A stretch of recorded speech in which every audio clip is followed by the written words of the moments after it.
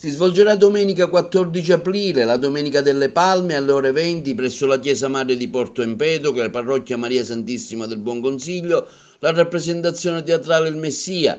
Il Messia percorre le tappe principali della vita pubblica di Gesù, dal battesimo al fiume Giordano all'ultima cena con gli Apostoli. Quella che emerge è la figura di Gesù Messia, figlio di Dio, portatore per tutti gli uomini di un messaggio d'amore, misericordia e pace, uno spettacolo interamente musicale con brani di particolare potenza espressiva.